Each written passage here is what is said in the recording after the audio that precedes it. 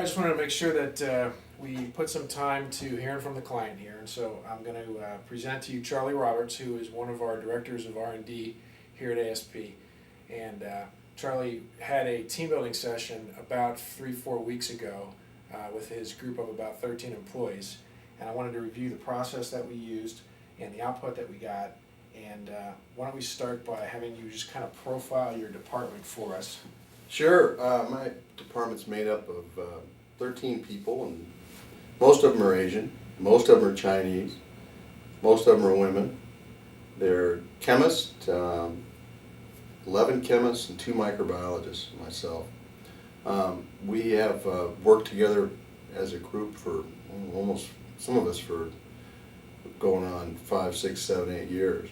And in general worked very well together, but I thought we could improve how we function as a team, and that's why we started this activity. Okay. What I want to do is just kind of for this talk about for starters the 2 instruments that we use, self and team assessment. And so we used the DISC Classic 2.0 instrument, and then also Team Dimensions, which was essentially an innovation profile. So would you just kind of comment on the effectiveness of those instruments and how they help generate dialogue? Yeah, I think the DISC instrument was similar to others I've taken, and other people in the group have also taken similar kinds of things in the past. And for the younger people, it was good because they had not had a chance to have any sort of those individual diagnostic tests, and I think it did help them maybe get an understanding about a little bit about others themselves.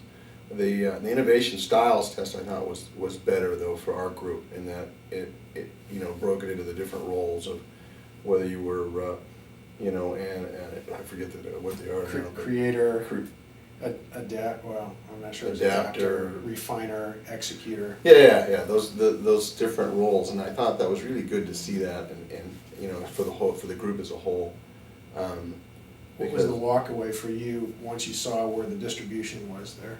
Well, the distribution is mostly on the refiner. The refiners, and that's one of the complaints I think I mentioned to you was that we get a lot of we have a lot of critics, not a lot of suggestions sometimes, and I think it was good because it gave everybody that insight into the kind of the group dynamics that maybe we need to think about that, what our strengths are, and maybe bend one way or the other.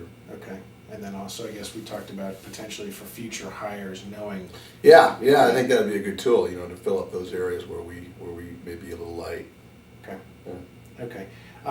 As you know, we did one-on-one interviews with everyone in advance of the meeting, and I wanted to ask you, when we posted that feedback up around the room and we asked people to walk around and identify common themes, first thing is, did you view that data as credible and candid? And then the second thing would be, did those themes translate into actionable issues? Yeah, I think that it was candid. I don't know that it was 100% honest in all cases. I think there was still some reluctance to tell you everything, all that. Part of that we identified was probably cultural too. Yeah, and I had mentioned mentioned that in the beginning about my group profile. There's a lot of people that English is a second language for them, and have different cultural background, and so going to you as a HR guy and talking about the boss, talking about me, might have been uncomfortable for some of them. For some of them not, but there was that aspect of it. But the output from that, I really do think that we got some things that we could make some progress on, and there were some actionable issues, especially along the lines of communication and making sure that we their communication is clear, direct, and that just it's very really basic stuff, but we needed to get that out in the open and see it up on the boards. I think was very helpful. Okay. While we're on that topic, I'm just going to go ahead and jump to the diversity and cultural dimensions part. We had talked about some of the challenges that were facing this team because of their culture backgrounds, and communications was one of them that we expected we might encounter. We used to try and navigate this conversation 2 things. One was the cultural calculator on the diversity website, and then the other was a model that we made that had kind of 8 different dimensions that you can say generally cut across most cultures.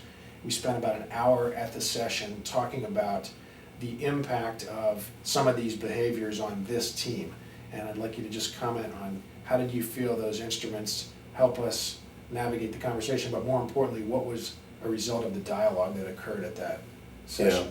I think the instruments were helpful for people with limited background in different cultures. And I think once you've had some experience in working with these different cultures, that many of these things become apparent. But maybe that's my take on it. I've worked with diverse cultural backgrounds my whole working career in science, and so I think maybe it was a little different. It might not be that way for everyone. But one thing that I think we got out of that was the aspect of when I ask a direct question, to answer yes or no. Yes, I will do that. No, I will not do that. As opposed to yes, I heard you ask the question, and that leaving this state of where it's kind of ambiguous, where you thought they said yes, but they just said yes that you asked. Those kinds of things that you don't really have that communication problems with people that usually native English speakers. Okay. At least people that grew up in similar backgrounds.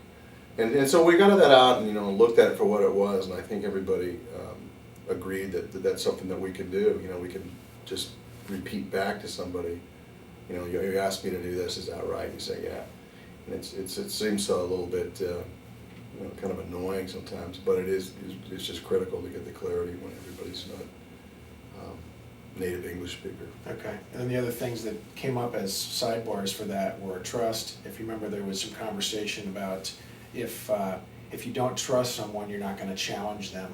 We won't get into the names, but that was pretty apparent, and it seemed like that might be some of the hang-up with some of the senior scientists communicating, because they're not going to go the extra effort if they just don't trust each other to begin with. So that was another interesting discovery there. Okay. One more thing on that cultural background.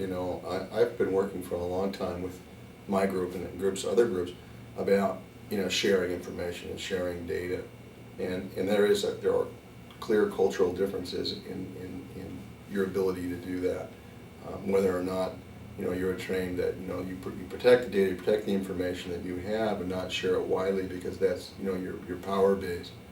Whereas to get people to understand that by sharing and helping each other out, ultimately you will be more successful than you will be if you hold that everything tight to the vest. But it's a hard thing to do. It's a hard habit to get people to break. Sum is greater than the parts. Yeah. So yeah. Okay. All right. Okay. Two last things here, but second last, the start, stop, continue exercise that we did. I want to just kind of revisit the process. Do you feel that it was safe, and the practice of having people stand up and publicly share their feedback? I'm just kind of curious how you received what you saw that day as far as how people handled that. Well, I was really pleasantly surprised because, as you know, I was a little bit skeptical of the whole thing. I thought that, I'd hoped for the best. Some of the other senior people I talked to about it before said, "Oh, it's going to be a disaster. It'll be terrible," and it wasn't. It came out well. I think that people received the feedback, and appreciated it. I know I did, and I think that for the most part, that's the way people felt. Maybe they didn't want to hear some things, but in the spirit that was given, there wasn't any meanness or any kind of anything like that, any negative. There were negative things mentioned, but it wasn't really personal. It was more, this is something you do that's affecting the group. Okay. And you shouldn't do it anymore. Okay. And I was really actually very proud of the people that there wasn't any, any crying or screaming or anything like that. It went over very well. Good. Okay. And then the real challenge to this is sustainability. Yeah. It's easy to just kind of say some things and then forget about it, whether it's you committing to what you're going to change or whether it's you acknowledging what the issues are publicly. So we introduced this survey, which we rolled out last week, and we'll see how that goes. But what are your thoughts on sustainability of this in general? Well, I think your key, is to follow up on that survey, because some of these things are, personality traits that are not going to be easy to change, and it'll take some sustained effort to make sure that we follow up, and on an individual basis, sustained effort to make sure you do it. and then to follow up is a really good idea. Okay, all right. So the last question that I have for you then, Charlie, would be, would you offer up any tips or suggestions to other facilitators who might be looking to do something like this, a process like this with another group of employees? Yeah, I think, well, for the size of the group we had, for 13 people, and all the discussion, and a lot of really rich discussion came out that it'd be better, and you were right, well, because you said that we should do it in 2 days, and I wanted to cut it to 1 and compromise it a day and a half, but it really needs to be 2 if we're going to do all those parts to it, because we really didn't, I didn't feel we had enough time. Yeah, we could have easily gone longer. Yeah, we didn't really have enough time, because in the last hour we were kind of cramming. And other than that, I mean, I've encouraged some other people. In fact, my boss asked if he thought we should do that for the directors, in his group, and I told him yeah, and I'd be interested to see how that'll turn out. So I don't see any reason not to do it. I think it's only a good thing, and so I'm really real positive on the process. Okay, all right, great. We'll leave it at that. Thanks, Charlie. Okay.